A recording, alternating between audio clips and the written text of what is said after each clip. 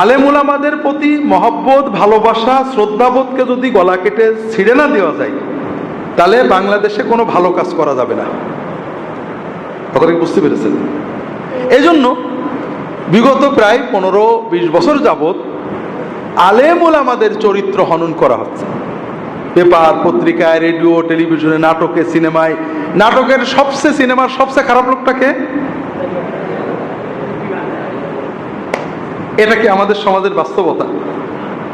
সমাজে দিনদার ধার্মিক মানুষেরা সবচেয়ে খারাপ নাকি? এটা দেখছেন কোথাও? কিন্তু নাটকে, সিনেমায়, সব জায়গায় এটা চিত্রিত করা হচ্ছে। এত বিলিয়ন ট্রিলিয়ন প্রজেক্টে জঙ্গি কারা? মাদ্রাসার হুজুররা। অথচ আজ পর্যন্ত যত জঙ্গি ধরা পড়েছে তার 1-5%ও মাদ্রাসা আলেম ওলামা না। স্কুলের, কলেজের, প্রাইভেট ইউনিভার্সিটির একেবারে সেই বলে বিএসসি ইঞ্জিনিয়ার, আর্কিটেক্ট ইঞ্জিনিয়ার, তারা সন্ত্রাসী হলে তাদের বিশ্ববিদ্যালয়ের কোনো দোষ হয় না, এডুকেশন সিস্টেমের কোনো দোষ হয় না। ইংলিশ মিডিয়ামের ছেলে পেলে বাপ মার বেশ সুন্দর করে কেটে কেটে হত্যা করলেও শিক্ষা ব্যবস্থার দোষ হয় না। আর মাদ্রাসার কোনো ছেলে যদি ধরা পড়ে, এমনকি কেউ যদি সন্ত্রাসী ধরা পড়ে, মাদ্রাসায় পড়ে না বলে তার বাপ দাদা মাদ্রাসায় পড়েছে কিনা এটা খোঁজা হয়। এত কিছু করার পরও এই বাংলাদেশের মুসলমানদের এই যে খারাপ অভ্যাস, আলেমদের ভক্তি এখনো যায়নি। এখন কিছুটা গিয়েছে। আগে মানুষ আলেমদের এইভাবে, এখন আলেম উলামারা দেশটা নষ্ট করে দিল, এরকম কথা অনেক নামাজি মুসলমানও বলে। কিছুটা অগ্রসর হয়েছে, তবে এত ভালো না। কথা কি বুঝতে পারছেন?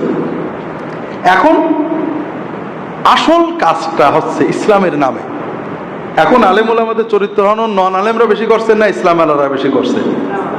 তার ভিতরে সবচেয়ে বড় হলো কিছু ইসলামী গ্রুপ বেরিয়েছে, ঢালাও ভাবে আলেম উলামাদের নিন্দা করে। বলে মুসলমান, ইসলাম কোথায় থাকে? কোরআনে, হাদিসে। আলেম মানে যে কোরআন হাদিস পড়েছে। কোরআন হাদিস যেই পড়ে সেই খারাপ, আর যে পড়েনি সে ভালো। এটা কি ইসলামের পক্ষের কথা হলো না বিপক্ষের কথা হলো? যারা ঢালাও ভাবে আলেম উলামাদের সমালোচনা করে, বুঝবেন যে এরা ইহুদি নাসারাদের জেনে অথবা না জেনে তাদের প্ল্যানটা বাস্তবায়নের জন্য বাজারে নেমেছে। হ্যাঁ, আপনি বলতে পারেন এই কথাটা ভুল, অমুক আলেম এই কথা ভুল বলেছে, এটা বলতে পারেন অবশ্যই। আলেম ওলামাদের চরিত্র হন, আলেমরা কিছু জানে না, আলেমরা বোঝে না, আলেমরা ইসলাম দুনিয়া, আলেমরা দালাল, আলেমরা এই যে ঢালাও ভাবে কোরআন সুন্নাহ যারাই পড়েছে তারাই খারাপ, আর তুমি বলছো কোরআন হাদিস পড়ে মানুষ ভালো হয়, তোমার মতো দাজ্জাল নেই। তৃতীয় হলো আরেকটা জিনিস খুব ভয়ঙ্কর।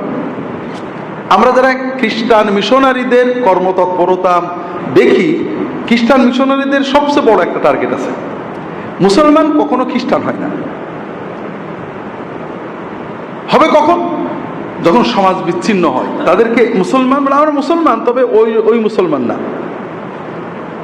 এই জন্য খ্রিস্টানদের প্রথম টার্গেট হলো যে মুসলমানকে ওই মসজিদে নামাজ হবে না, ওই মসজিদে ওই মাদ্রাসায় নামাজ হয়, ও তখন সমাজ বিচ্ছিন্ন হলো, আলেম ওলামার প্রতি ওর অন্তরে ঘৃণা এসে গেল। এখন ওকে আপনি ইহুদি বানান, কাদিয়ানি বানান, সব বানাতে পারবেন। কথা কি বুঝতে পেরেছেন? এই জন্য আমরা গাছের নিয়ে আলোচনা করব না, ফল নিয়ে আলোচনা করি। যে দল গ্রুপ ইসলামের কথা বলেন কিন্তু তার পরিচালনা, উদ্ভাবন, বাস্তবায়ন আলেম উলামা করেন না, যারা কোরআনে হাফেজ, কোরআনের সব অর্থ বোঝেন, বুখারী শরীফ মুখস্থ করেছেন, মুসনাদ আহমদ, হাদিস মুখস্থ করেছেন, হাদিসের আরবি পড়ে বোঝেন, সাহাবীদের মন্তব্য পড়াশুনো করেছেন, আরবি বোঝেন, ব্যাপক স্টাডি আছে, ব্যাকগ্রাউন্ড স্টাডি আছে, এই রকম আলেম যে দিনের কর্মে নেই, সেই জায়গায় যদি আপনি দিন খুঁজতে যান তাহলে কি পাবেন?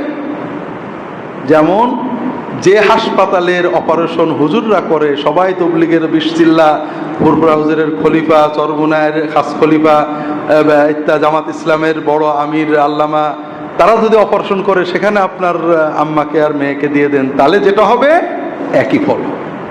2 নম্বর হলো যে দিনই কর্ম আলেম উলামাদের সমালোচনার মাধ্যমে পরিচালিত হয়, এটা দিনই কর্ম, তবে ইসলামী দিনই কর্ম নয়, এটা ইসলামকে ধ্বংস করার জন্য যে দিনগুলো তৎপর তাদের কর্ম।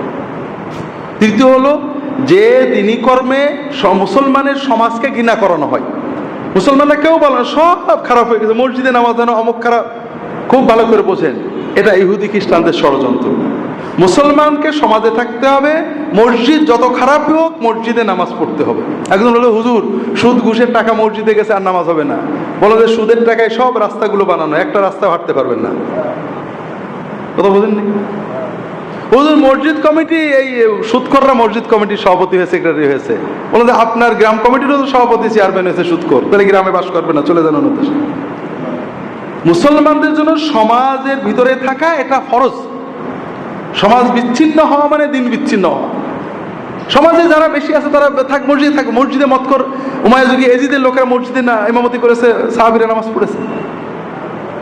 এই জন্য মসজিদ থেকে বিচ্ছিন্ন করে, সমাজ থেকে বিচ্ছিন্ন করে এই রকম দাওয়াত যে নামেই আসুক, এটা ইসলামের দুশমনদের স্বার্থ সিদ্ধি করার জন্য হয়েছে।